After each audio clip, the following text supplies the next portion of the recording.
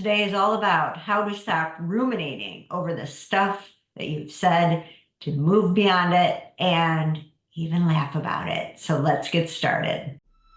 Welcome to the I'm Perfectly Divine podcast, a place for the strong, sensitive, spiritual seeker to recognize the perfection of your human journey, spiritual worlds, through proven and grounded frameworks that support you to live in the wholeness you already are. For over the past 2 decades, I have supported people from all around the world, as well as Fortune 500 companies, to dissolve the divisions within them and live with greater empowerment and love. This podcast is an exploration of the paradoxes that befuddle us as we live our lives being both human and divine.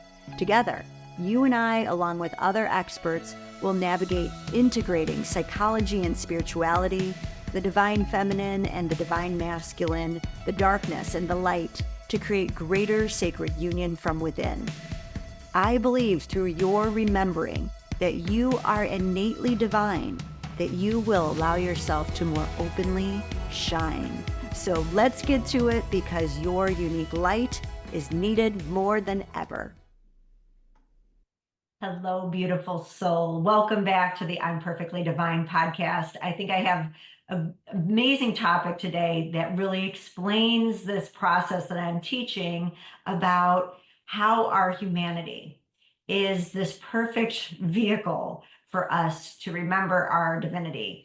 And it's when we insert the foot in mouth and we say something we didn't mean, we say something that comes out weird, someone takes as strange, or it triggers another, all the ways we can insert our foot into mouth. And then we start ruminating over something we said. And so this is really about supporting you to reclaim and remember your divinity, despite the mess up or despite whatever you said. Because so often, and I used to be one of these people that at the end of the night, and I was just about to go to bed, I would start thinking about the day and all the stuff that I said, and oh, did I come across this way? And why did I say that? And that was weird, and blah, blah, blah, blah, blah, blah, blah. The monkey mind that turns on when we stop our busyness and we slow down. And so this is why we become addicted to busyness, because we don't want to hear the monkey mind.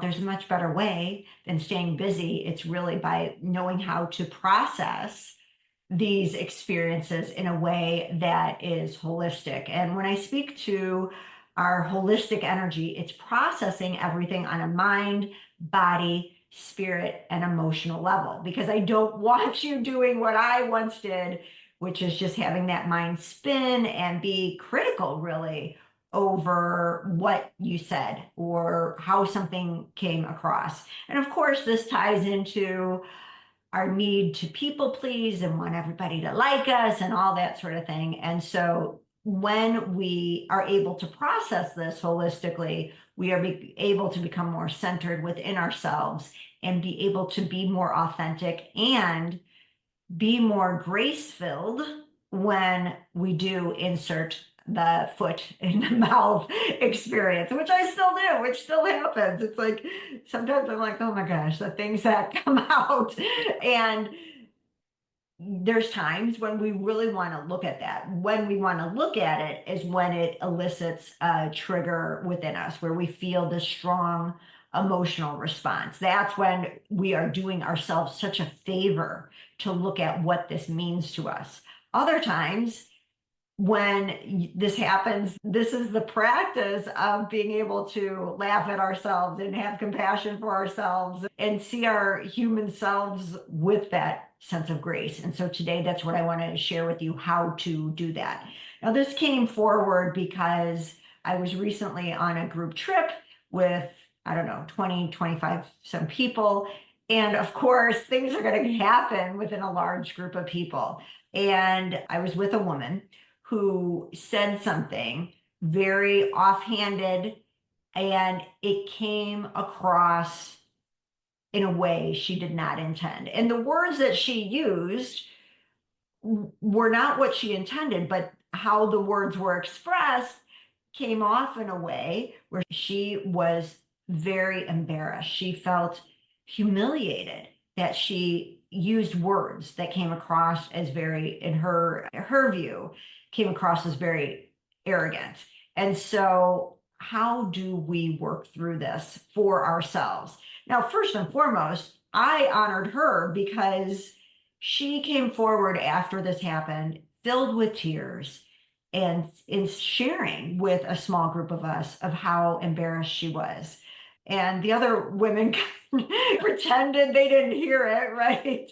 And that's fine. But I was like, look, I'm like, I think every day I say something that's a little weird or off or whatever. So how can you give yourself grace? And so I didn't walk her through these 4 steps in the time that we had, but it was really to get her back to a place of centered and to know that this is exactly how we bring in our divinity by having the ability to see ourselves with compassion for the stuff that is floating around in our subconscious that the divine wants us to work through for ourselves.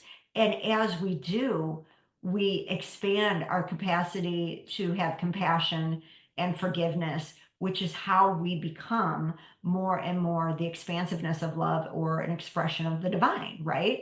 This is what I want to share with you because I don't want you staying up again. I don't want you staying up at night worrying about what you said. And it's really understanding we cannot control everything. And certainly there's going to be things that you say that you're totally fine with that will trigger other people. And that is on them. And I'm also going to share a bit more about that part of the experience because when this woman said something that she didn't mean, that came across a little weird, it triggered her husband. And how to be able to stand in owning that you said something that was a little off, but not taking on another person's reaction about that because that is their piece that they've got to also work through. So we've got to be able to own our part and apologize, and I'm going to get you through all that. So again, we cannot control everything. And this is the point. We can't control every single word because our subconscious mind is processing our experiences thousands of times faster than our thoughts. And this is why I'm always going to direct you to work with your emotional self because your emotions are picking up on your environment. They're feeling out the energy of your environment thousands of times faster than your rational mind can think. And so all the ways that we've been taught to try to work with our thoughts, by the time you can connect with a thought, you're already having a psychological experience that you're going to feel in your body will take over, and you're either going to remain connected with your essence or you're going to start to disconnect. You're going to start to feel out of body in your head. And that's when we start to get really scattered. So there's a way to really be able to own the mishap, the words that came out wrong, and do so with love and compassion. So when you say something that comes out wrong, that Freudian slip, and you feel mortified and embarrassed, and you're like, how did I say this? It's part of being human. And this is when we have such an opportunity to understand and look at what is going on within me. And so when I speak about this, it's really looking at the 4 pillars of our psychology. So the 4 pillars of your psychology are your mind, it is your thoughts, and it's your belief about what you said in that moment and how you think this makes you look. So this is the huge opportunity because you're having thoughts afterwards of what you said and how it makes you look, and you don't like how it makes you look. Why? This is where we want to start. Write down why you don't like or accept this part of you. Now, of course, you're going to say, Michelle, if I came across as arrogant, why on earth would I like arrogance? And this is where we can go deeper into our emotional selves to process this. So emotionally, what did the experience bring up within you, and why was it so powerful? Because you want to be able to get to the place again where you can say something and you can be like, whoa, I really did not intend that. But I understand how that could have come across, and be able to apologize, being able to offer yourself grace and compassion and forgiveness. And that's the thing, because if we can get to that place in a split second, then it actually, the energy going out through our unintended words won't hit another so powerfully. And then again, if it does, being able to see which part of that is theirs that they need to process, because this again is part of our human experience, is that we intertwine our energies in order to support us to be able to understand that which is ours, to grow and transform so that we can become stronger, more resilient, more compassionate, etc. So when we feel like I said something, I don't like how it makes me look a certain way, what are you trying not to look like? Why is that appearance something you're opposed to, or that is off-putting to you? Because ultimately, when we have an integrated psychology, we're able to see that we hold within us every part of the light and the dark. And this is, for those of you who've done shadow work, this is why shadow work is so powerful, right? Because of course, we don't want to be looked at as greedy or what all the other arrogant or whatever this person was experiencing at the time, right?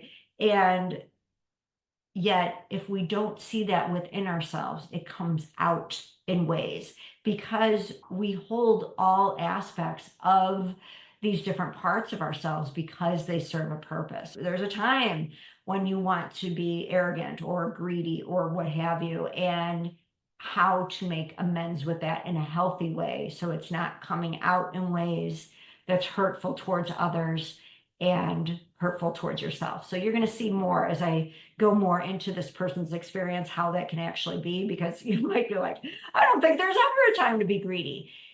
It's really the energy before it gets into an unhealthy version that we want to be able to utilize to serve us. I'll have more to say. It'll make more sense when I explain it with the situation. Next, we want to get into spirit. How can you honor this aspect of being human as the pathway to compassion, to grace, and forgiveness? Because this is how you know it in your bones. It's one thing to say, oh yeah, I forgive someone. It's another thing to be able to say, I have been there. I know what it's like to insert the foot in the mouth. I know what it's like to not mean it. And yet you're going through your own inner psychology that you're working through. And to have that sense of it's okay. It's okay. And because I've been there too. And that is a felt sense of love that we can only offer when we are at peace with our human selves. And that is what brings us closer to expressing love to one another, especially when we need it most. And then body is then that ability to reassure yourself that you're okay.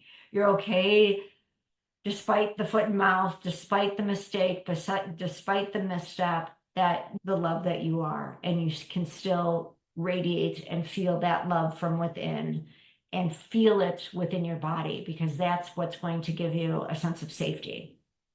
Okay, so I'm going to share this more about this experience without giving the details away about what exactly happened, but let's just say what this person said in her mind was, oh my gosh, I did not mean it like that. So it was an announcement made to the whole group. There was a group of us, and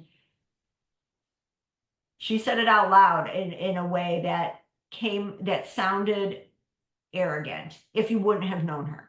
And she was so ashamed for sounding arrogant, and that she belittled her husband in the process.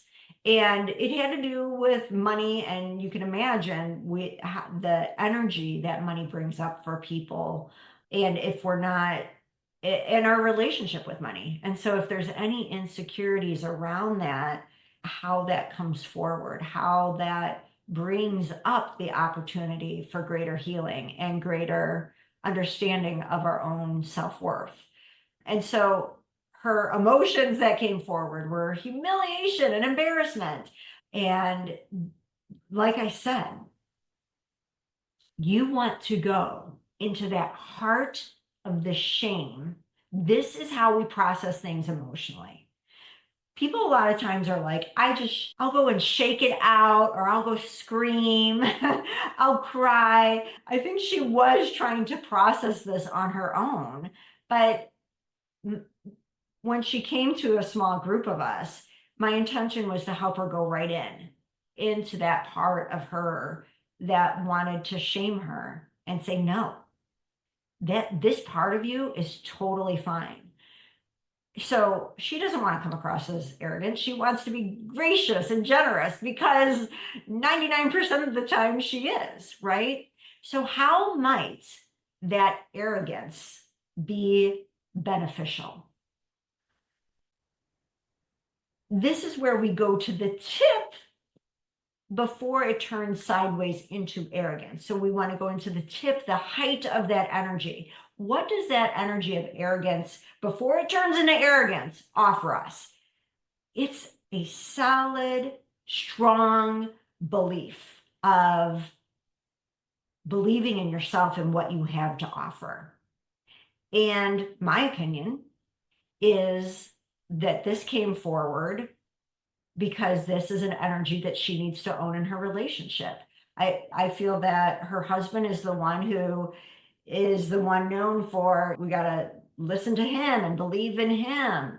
And when that is imbalanced within oneself or within a relationship, it's going to find ways to come out in order to find balance again within oneself and within the relationship.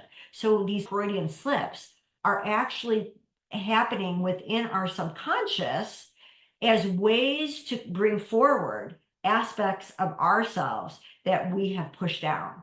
And so if a relationship is dependent on one person being put on a pedestal is too strong, but being the one that's turned to for all the answers, and she's the one that diminishes herself in order for her partner to feel enough, that the universe, the design of the universe, and the design of the divine is to help us find balance within ourselves and within that relationship.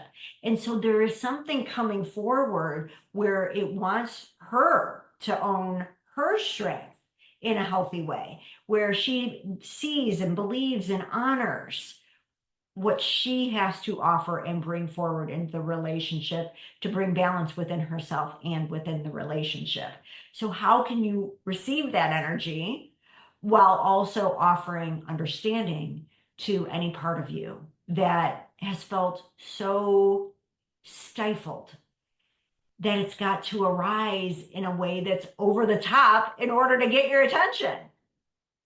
Where is that energy needed in your life? So again, it's not that we want to bring arrogance into our life, but that arrogance is going to come out when we keep diminishing. And how can we up level our own sense of self without needing to go to arrogance, which it turns into proving ourselves that we're enough. So that whole piece of proving ourselves is something that wants to be healed and addressed in many relationships and within our world as well as within ourselves. And then spirit is, how is this experience offering you the opportunity to grow in remembering your divinity as well as the divinity in others? And it makes our human experiences more laughable, honestly. It's like the stuff that comes forward that the divine is trying to help us work through is you cannot make this shit up, right? Like it becomes really laughable when you're able to process through it. And the way there is through grace and love. And when we can learn to receive that part of us with grace and love, we will feel it. And that's when we can see the arrogance in another, and rather than be critical of it, have understanding. Have understanding for what might have been diminished within this person, whether it's growing up or it's still happening in their lives, and how we can see ourselves in them rather than go to the place of judgment. And that is what the divine is always asking us to do, is can we remember that we are all one? And it's really easy for our egos to get in the way. And for me, it's just, I know I've said some weird shit at times, and it's okay. And you know what? Other people have said a lot of weird shit to me at times, and it's okay. That's when you just let it go, because we all know what it's like to be human and to be in those places where we're working through something, and you know what? It comes off a little strange. Oh, move on. If it's another person, if it's happening for within you, how can I use this as an opportunity for greater love and understanding and compassion within myself? And so you just let it go because you've been there. And when we can give that to one another, we're offering that energy of grace. Now, for the body, I think this is huge because from shifting where I was, we're such a people pleaser, wanting people to like me. When we do this emotional processing holistically, you're really making it more safe within your body to make mistakes, and that you're okay. And then it's okay for others to make mistakes. Because when I didn't have that, I think I was always critically looking for others' mistakes as a way for me to feel better about my mistakes. And that's the backwards way of doing it. We want to get to the place where we can receive our mistakes from love, compassion, grace, and deeper emotional understanding. So then when we see others, we're like, oh yeah, again, it's part of being human. And this, you can see, I keep laughing because it's a way of just knowing how intense the human journey can be, how you can't control it. Like you can't control the human journey. You can't control everything that is happening within your subconscious. It is out of your awareness, and you certainly can't control all of life's circumstances. And so the better we get at this, the more it all becomes laughable. And that laughing within your body triggers a sense of safety, that it's okay to be you, that you get to mess up and there's forgiveness and love there. You become the safety net for yourself. And there's nothing more healing than that. And that's how we truly become embodied. It's not by shaking off our energy emotionally or taking deep breaths. Those can help us in the moment so that we're not going just to our mind. But I just need to be real with you that there's such a deeper process of what so many are calling embodiment. Is if it doesn't happen holistically with mind, body, spirit, and emotion, it's not going to feel completely safe within your body. So once you go through the 4 pillars of your psychology, you will be able to perceive yourself and the situation so much differently. And ultimately, this is where you can wholeheartedly apologize to someone without shaming and belittling yourself, right? Because when we apologize from that frame, I mean, any apology is better than no apology, but ideally you want to be able to process your own emotional stuff so you don't put it on another, to help you feel less shameful. At the same time, when you process this emotionally, you can do so in a way where you take ownership of your part and you allow the other person their experience of what they might have to process as well. And this is, again, the intricacies of a relationship, right? Because this woman, what she said, it did trigger her husband. But again, knowing this woman, and we're not even married to her, we can say 99% of the time she is generous and very abundant. And so that something came out as quote unquote arrogance is it is laughable. So the fact that her husband got triggered by this, what does this mean for him? And what did this bring out for him? And then that's his job of being able to work through that for himself. He wants to because he couldn't see the absurdity of it, right? And I want to say that this doesn't make anybody less than, that we get triggered by things, that we can't laugh everything off. I can do this in many ways, and yet I still have the things that can trigger me. It reminds me, I was on a vacation. I went to visit my parents, and my dad kept saying to me, he was like, we went out to dinner, and he's like, wow, you eat a lot. And I just laughed. I did laugh, right? And then the next night I sat next to him and he said it again. He's, wow, look at how much you ate. You really eat a lot. And I said, Dad, you can't say that. I'm like, I'm pretty self-assured, but as a woman, I don't want to keep hearing that I eat a lot. And I guess that was my boundary with it. Like I could laugh at it. At the same time, I guess I didn't want to keep hearing how much I eat. And I just explained to him, I'm like, I know you eat a lot less. You also move a lot less. And I like to move and I like to eat. So again, there's no perfect way of doing this. And we're going to say weird things. Why my dad was saying that, I don't know.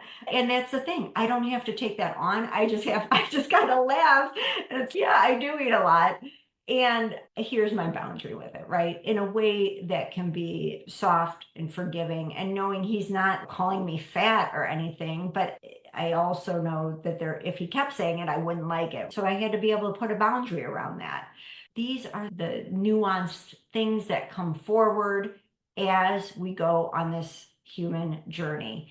And we can navigate this with grace, in understanding that we get to be human. We're going to get triggered by others and the weird things we say sometimes. And this is the both and. And can we look at what it means for us?